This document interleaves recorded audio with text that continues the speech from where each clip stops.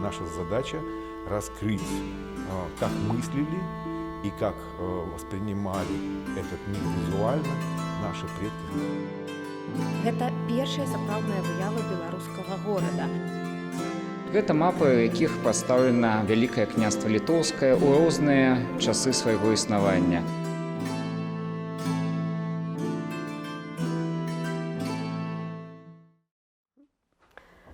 Выстава «Беларусь на геаграфічных мапах» асабліва цікавая тым, што яна дае магчымасць сучаснаму беларусу паглядзець на Беларусь у кантэксце прасторы і часу. Беларусь з'яўляецца, беларускія землі з'яўляюцца на геаграфічных мапах досыць рана, у сярэднявеччы, але тыя мапы, на якіх там і гаворкі не можа быць пра Беларусь, яны таксама падводзяць пра тое, як чалавек бачыў свет. Як чалавек бачыў і канструяваў свой свет пры дапамозе геаграфічных мап. І ў гэтым сэнсе, калі мы ўвогуле гаворым пра працу са старажытнымі мапамі, мы якраз звяртаем увагу на тое, што гэтыя мапы імкнуцца адлюстраваць існуючы свет, яны адбіваюць разуменне стваральніка мапы пра тое, як уладкаваны свет, а потым яны ствараюць нейкую цэласную карціну. І гэту цэласную карціну свету спажывае грамадства надалей, спажываюць людзі надалей. І гэтая цэласная карціна свету пачынае абрастаць нейкімі новымі падрабязнасцямі, замацоўвацца. І па сутнасці тое, што мапы прапануюць як рэчаіснасць, робіцца менавіта карцінаю свету. То есть мапы, адлюстроўваючы карціну свету, ствараюць карціну свету, вот так вот, калі каротка сказаць. І гэта вельмі цікавы феномен. І праз гэта мы можам глядзець далей, калі мы глядзім, як увогуле фармуецца чалавечае мысленне, мы бачым, што чалавек заўсёды знаходзіць сябе ў карціне свету, а не ў рэчаіснасці. Чалавек, па сутнасці, не судатыкаецца з рэчаіснасцю, ён не ведае, што такое рэчаіснасці, скажам так, нават не цікавіцца тым, што такое рэчаіснасць.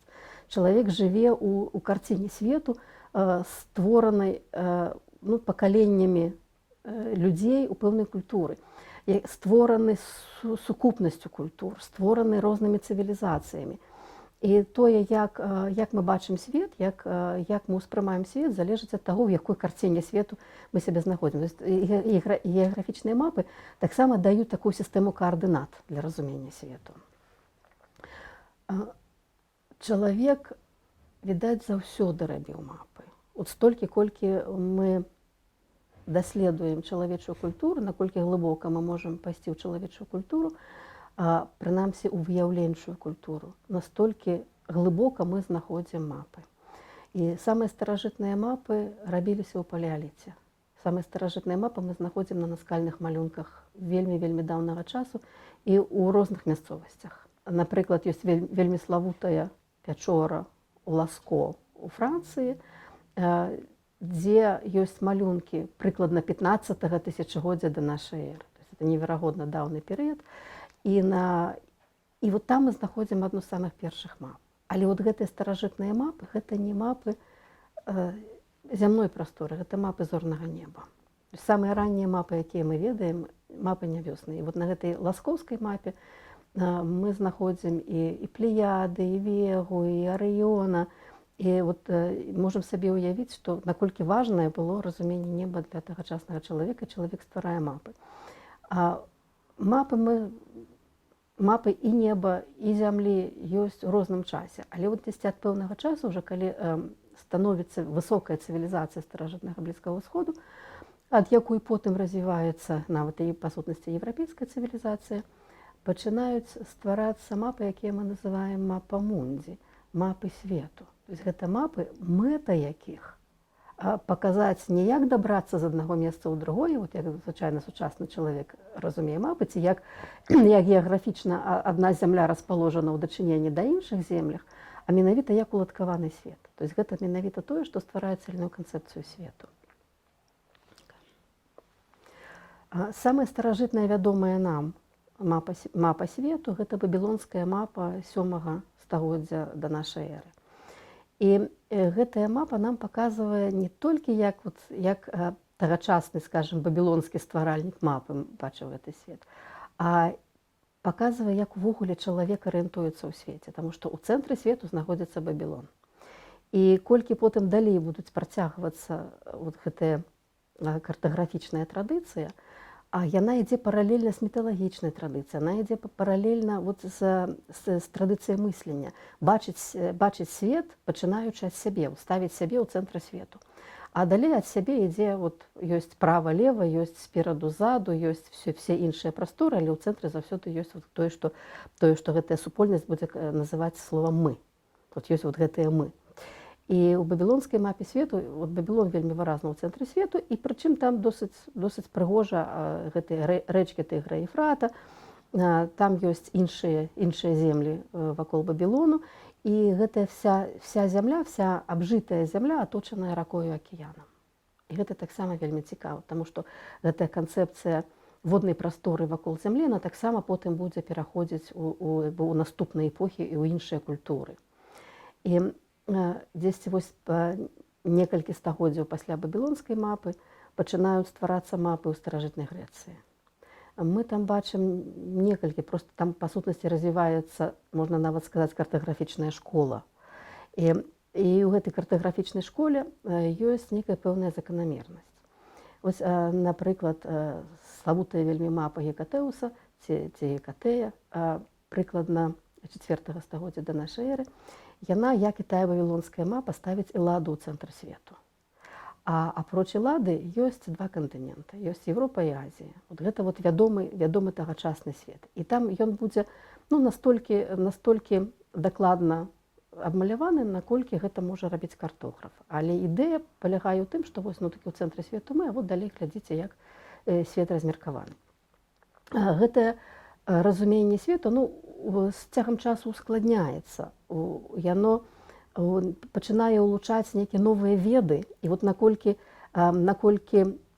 глыбей робяцца веды пра сусвет, настолькі, відаць, больш падрабязнымі і цікавымі робяцца геаграфічныя мапы. І зноў-такі наадварот, наколькі больш падрабязнымі робяцца мапы, настолькі ускладняецца разуменне навакольнага свету культураю, вот, якая карыстаецца гэтай мапаю. Арыстоцель гаворыць пра сферычную зямлю. Ён яе там размяркоўвае на кліматычныя зоны, ён гаворыць, што там ёсць, і гэта зноў-такі это хутчэй філасофскае размеркаванне на кліматычныя зоны, это не геаграфічнае, там не геалагічнае веданне. Ён гаворыць пра абсалютна немагчымыя для жыцця марозы на палюсах, немагчымую для жыцця спёку на экватары, ну і ёсць, значыць, вот пасярэдзіне ёсць это ўмераныя зоны, вот якраз дзе можа знаходзіцца чалавек. Это зноў чалавек вот впісвае сябе як бы ў гэты свет бінарных апазіцыяў. І мапы, якія мы потым будзем бачыць далей, якія вот мы у нашым уяўленні вельмі часта мы будзем казаць, што гэта пляскатая зямля, яны не маюць на ўвазе пляскатую зямлю, яны маюць на ўвазе вот эту вядомую паўсферу.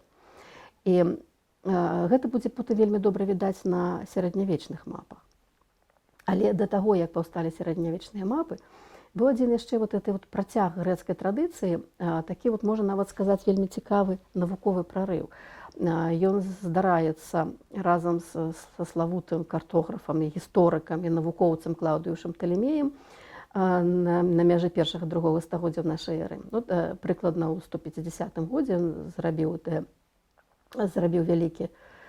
вялікае апісанне зямлі, і ён спрабуе, мусіць, вот першы і да вельмі вялікага часу адзіны зрабіць сферычную праекцыю на плоскасці.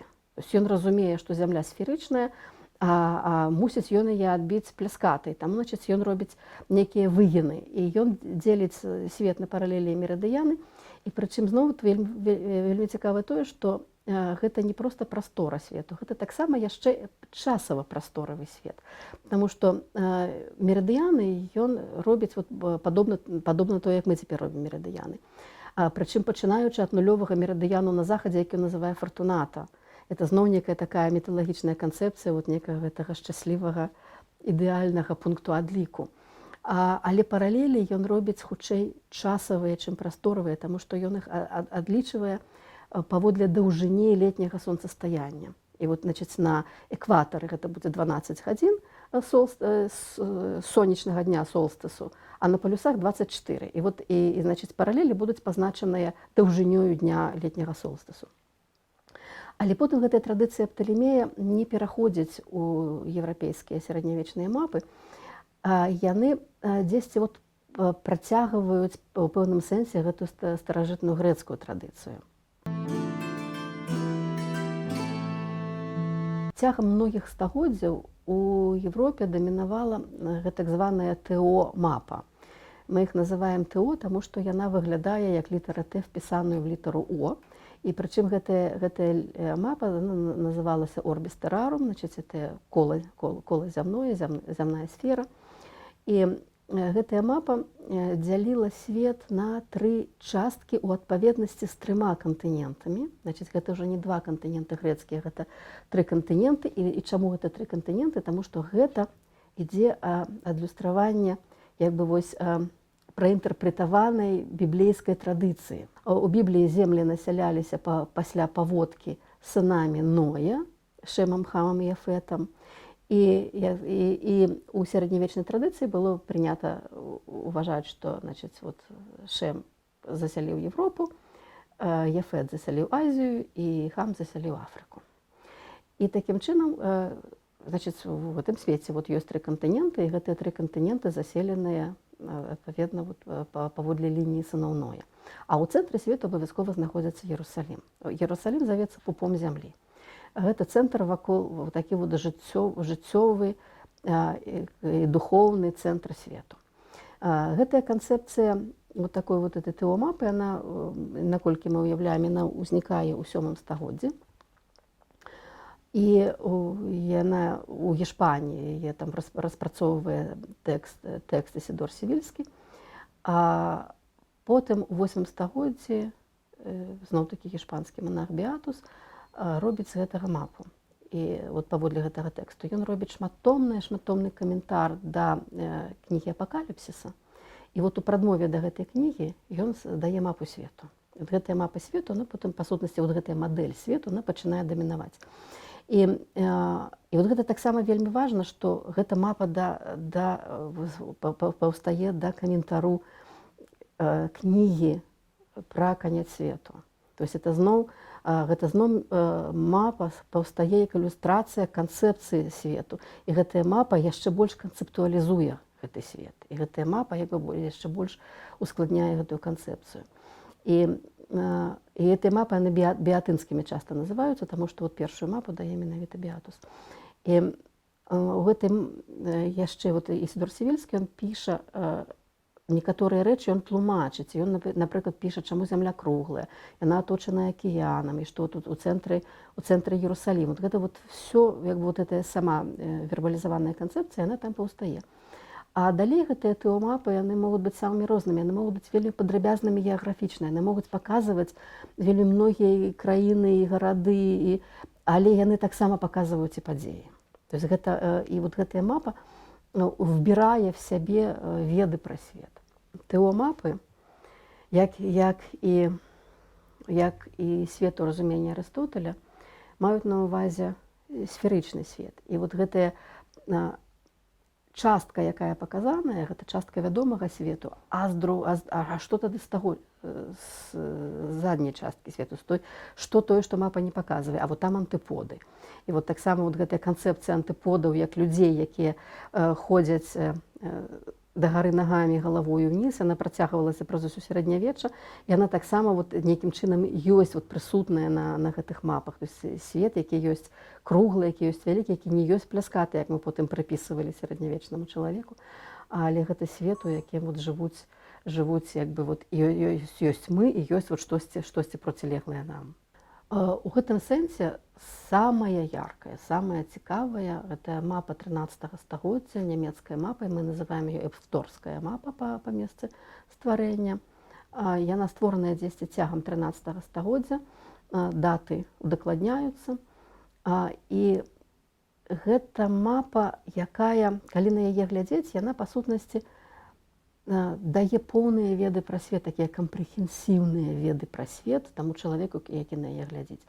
Гэта, па-перша, та самая вялікая з вядомых нам мап. Яна была арыгінал мапы быў 3,5 на 3,5 метры. Арыгінал загінуў, яна была знойдзена ў 19 стагоддзі, потым загінула ў ваенных пажарах. Але тое, што засталіся копіі ад гэтай мапы. І гэта мапа, якую можна сказаць, это апакаліптычная карціна свету. Гэта мапа, яно само па сабе гучыць дзіўна на нашыя вуха, але гэта мапа пачатку і канца свету. Гэта мапа існавання свету, гэта мапа ікона, это мапа абраз, это мапа, дзе вся зямля, весь свет гэта цела Хрыста.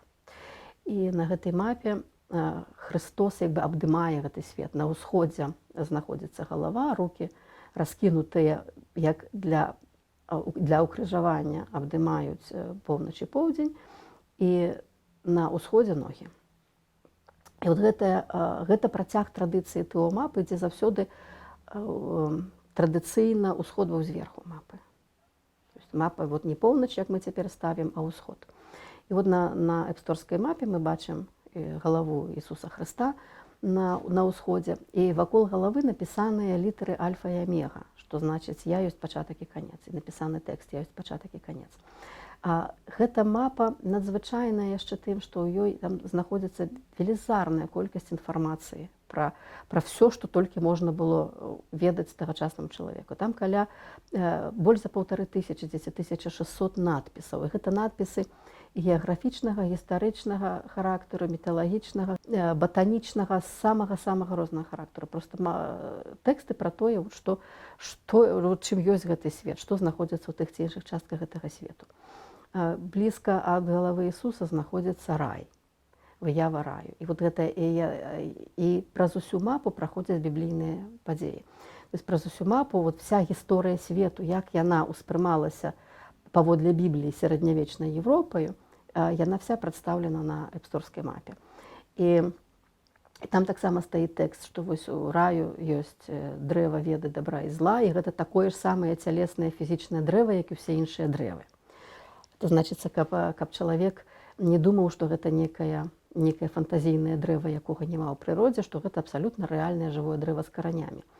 І ўнізе гэтай мапы ёсць рака, якая раздзяляецца на 4 часткі, і гэта таксама паводле біблійнай гісторыі пра сад, які атачае рака, якая раздзяляецца на 4 часткі. І вот гэту вот традыцыю ўнізе мапы ставіць раку, якая раздзяляецца на 4 часткі, мы знаходзім у мапах самага рознага тыпу, нават тыя, якія ўжо потым ствараюцца пасля тыпу тэомапы. Але все роўна вот эта рака, якая падзяляецца на 4, якая будзе пазначаць сабою рай, яна все роўна на мапах будзе прысутнічаць. Таму што гэта зноў-такі это вельмі канцэптуальна, это вельмі істотная рэч. І у цэнтры знаходзіцца Іерусалім, і тэкст гаворыць, што Іерусалім ёсць цэнтрам свету, таму што там адбылася галоўная збавенчая падзея. Там было збаўленае чалавецтва пра смерць і воскрошэнне Ісуса Хрыста. І все чалавецтва імкнецца туды на пакланянне, бо там знаходзіцца труна Гасподняя. А таксама на гэтай мапе ёсць нейкія міталагічныя персанажы, ёсць нейкі там бітвы з грыфонамі вакол розных гарадоў, якія таксама будзе напісана падрабязна, хто такія грыфоны, як яны выглядаюць і чым яны ёсць. На гэтай мапе там ёсць велізарная скіфія, і ў гэтай скіфіі ёсць Хазарыя, у Хазарыі ёсць горад Самхара, пра які напісана, што ён большы за Бабілон, бо ён мае 100 міль у акружнасці, і ў гэтым горадзе правяць 2 каралі, адзін хрысціянскі, адзін паганскі. Значыць, штосьці было вядома, а адкульсьці оно бярэцца, мы гэтага не ведаем, але цікава, што на гэтай жа мапе мы ўпершыню знаходзім беларускія землі. Вот на гэтай мапе, якая сапраўды ёсць светам ва ўсёй яго паўнаце, ёсць Лівонія, у якой Рыга, рэчка Дзвіна, і на рэчке Дзвіна ёсць Полацак. А паміж Рыгай і Полацкам на той самай рэчке Дзвіна ёсць Смаленск. І вот мы бачым, што геаграфічныя веды стваральніка гэтай мапы хібілі, бо мы ведаем, што Смаленск не ёсць ані паміж Рыгай і Полацкам, ані тым больш на рацэ Дзвіне. Але перад стварэннем гэтай мапы, было ў 13 стагоддзі было заключаныя 2 гандлёвыя дамовы паміж Рыгай і Полацкам, і абедзве былі заключаныя ў Смаленску. І вот магчыма, што гэта вот дзесьці такая таксама дзесьці вот канцэпцыя гэта горада-пасярэдніка. Смаленск паводле гэтай дамовы паміж Рыгай і Полацкам аказваецца паміж Рыгай і Полацкам, і на гэтай мапе ён там знаходзіцца. То есть гэта зноў-такі гэта толькі адна з магчымых версіяў разумення, чаму Смаленск знаходзіцца там, але мы толькі бачым, што як все мае сэнс, вот все мае значэнне. І вот сапраўды складаецца вот такая надзвычай якасная і поўная карціна свету.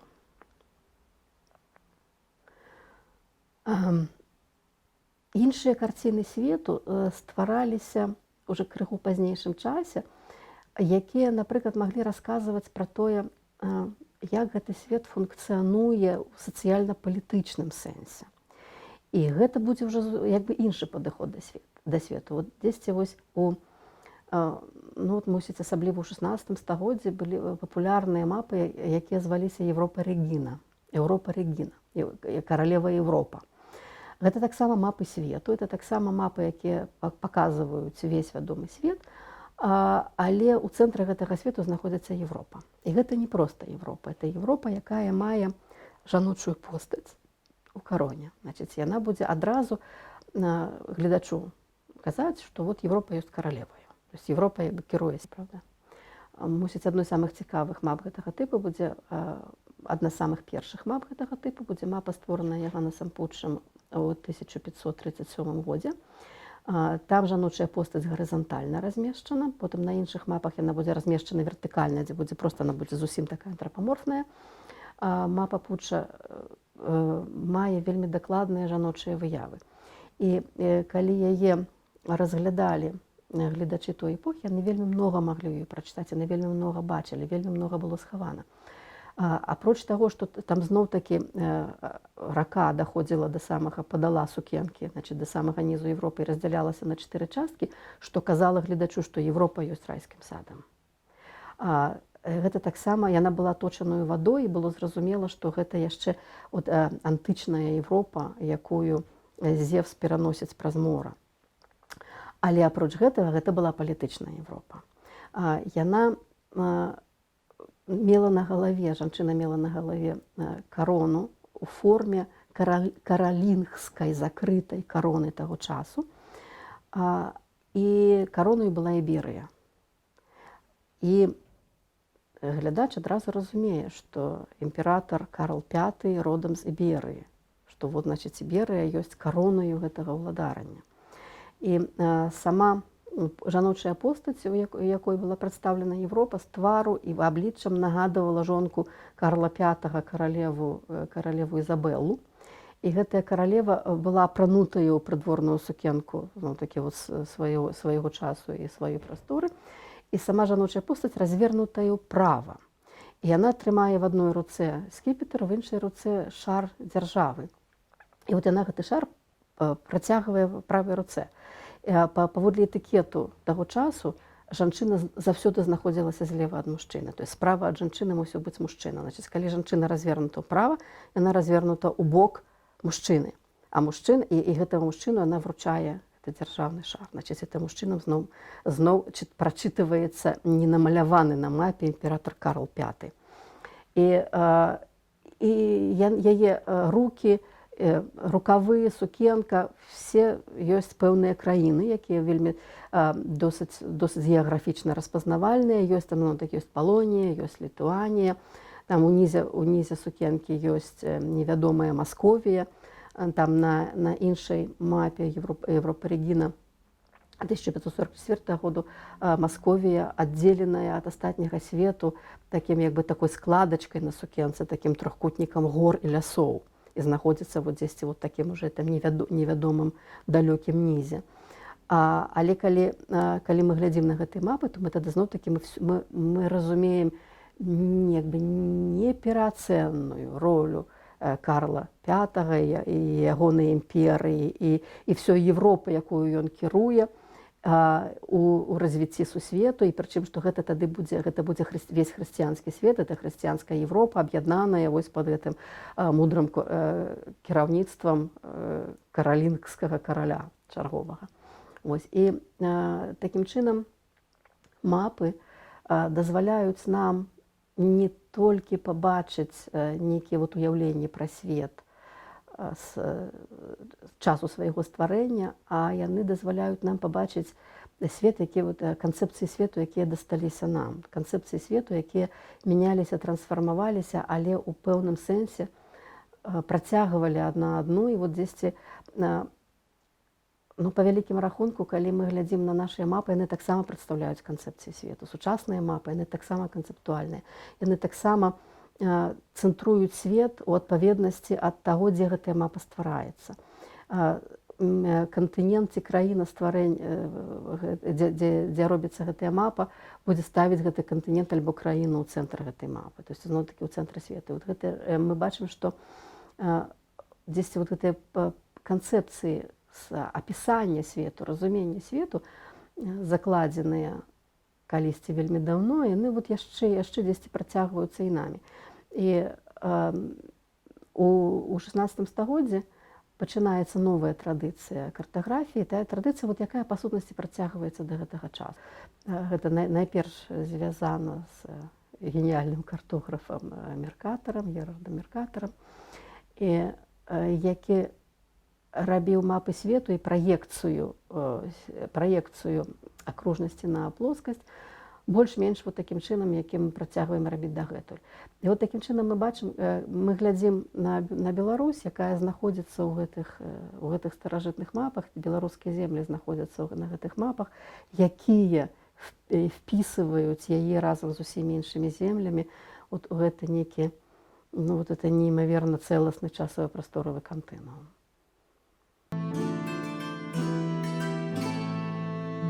Вот гледзячы на мапы, мы бачым, можна нават сказаць так, што мы бачым свет, які мы стварылі.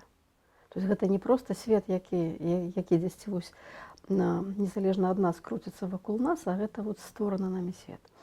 І не створаны не толькі ў сэнсе пабудовы розных гарадоў. Мы там сапраўды мы бачым гэтыя і адносіны паміж гэтымі гарадамі, мы бачым адносіны паміж краінамі, мы бачым гісторыю як нейкую архаічную, міталагічную або біблійную, гэтак і гісторыю, якая адбываецца ў час напісання гэтых мап, але дзесьці мы потым бачым гісторыю, якая адбываецца пасля напісання гэтых мап. Прыпячатавае гэтую краіну ў свядомасць людзей, якія потым гэтую мапу спажываюць. Ён як бы і цэлае грамадства, цэлыя супольнасці чытаюць гэтую мапу і ведаюць, што яно ёсць так. А калі яны ведаюць, што яно ёсць так, то яны, адпаведна, і жывуць паводле таго, як яны ведаюць. І такім чынам вот мапа проста абсалютна рэальным чынам стварае гэту сістэму каардынат не толькі для разумення свету, а для і функцыянавання ў свеце, для стварэння свайго свету наступнымі пакаленнямі. Вот як на некаторых старажытных мапах мы бачым зусім нязначныя мястэчкі, якія вельмі яскрава паказаныя, больш яскрава, чым буйныя гарады часам. Альбо там нейкія важныя гарады прапушчаныя на гэтай мапе, а вот нейкія вот такія зусім дробныя нязначныя мястэчкі, яны там ёсць. І калі мы аналізуем, чаму яны там ёсць, то мы разумеем, што яны звязаны альбо з тым, хто замаўляў гэтую мапу, альбо з тым, хто рабіў гэтую мапу. То есть яны нейкім чынам дарагія, важныя для стваральніка гэтай мапы. І гэта сапраўды падобна на тое, як сучасны чалавек на якім-небудзь на электроннай прыладзе пашырае тую спадарожнікавую мапу, каб пабачыць, дзе ён знаходзіцца, пабачыць там свой двор, ці пабачыць там свой кавалак вуліцы, ці той, які яму патрэбны. І чалавек, які працуе з сучаснай мапаю, уяўляе сабе, што гэта мапа зусім іншая, што гэта мапа бесстаронняя і аб'ектыўная. Але працуе ён з ёю, па сутнасці, вельмі падобна, як старажытны чалавек працуе з мапай. То есть ён зноў-такі знаходзіць свае каардынаты ў гэтым свеце. Ён знаходзіць тое, што яму дакладна ў гэтым свеце патрэбнае. І можа сарыентавацца, дзе гэтае патрэбнае ёсць, калі паставіць гэта нейкі шырэйшы геаграфічны кантэкст. Мапы, такія электронныя мапы, яны зусім іншыя ў сэнсе гэтага разумення цельнасці свету, разуменне цельнасці часу і прасторы, то скажем, сучасная мапа гэтага не прадстаўляе, альбо прадстаўляе вельмі малую ступені, калі гэта друкаваная мапа, она заўсёды будзе мець нейкую канцэпцыю свету. Электронная мапа яна гэтага не мае. Вот што мае гэта электронная мапа, але яна зноў-такі мае вот той свет, у якім чалавек знаходзіць сябе ў цэнтры.